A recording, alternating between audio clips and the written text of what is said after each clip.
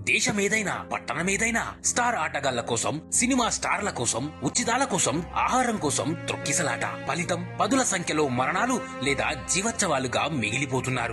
గుంపుల్లో ఇరుకుపోయి త్రొక్కిసలాట అయ్యేలా ఉన్నప్పుడు మీరు ఒక కాలు ముందుకు మరొక కాలు వెనకకు ఉండేలా నిలబడండి. మీరు క్రింద పడిపోకుండా నిలదొక్కునే అవకాశం ఉంటుంది. పొరపాటున క్రింద పడిపోతే ఒక ప్రక్కకు ఒత్తిగిలి పడుకొని తల క్రింద తలపైన మోచేతులుండేలా మోకాలు పుట్ట దగ్గరకు ముడుచుకొని పడుకోండి. ప్రాణాపాయం నుండి తప్పించుకోవచ్చు. అసలు ఎవరి కోసం ఈ త్రొక్కిసలాటలు? ఆకలి తీర్చుకోవడానికి, ఉచితాల కోసం, ఆటగాళ్ల కోసం, స్టార్ల కోసం ఎదుటివారి ప్రాణాలను బలి తీసుకోవాలా? మన ప్రాణాలను, మన వారి ప్రాణాలను పోగొట్టుకోవాలా? వీటి కోసం బలి అవుతున్నదెవరు? పిల్లలు, అబలలు, అమాయకులైన యువకులు మాత్రమే. మీ ఆతృత మీకోసం, మీ కుటుంబం కోసం, ఈ దేశం కోసం కావాలి. గొప్పదనం అనేది ప్రాణం పోగొట్టడంలో కాదు, ప్రాణాన్ని నిలబెట్టడంలో ఉంది. నిరంతరం మీకోసం, మీతో మీ రాచకొండ పోలీస్.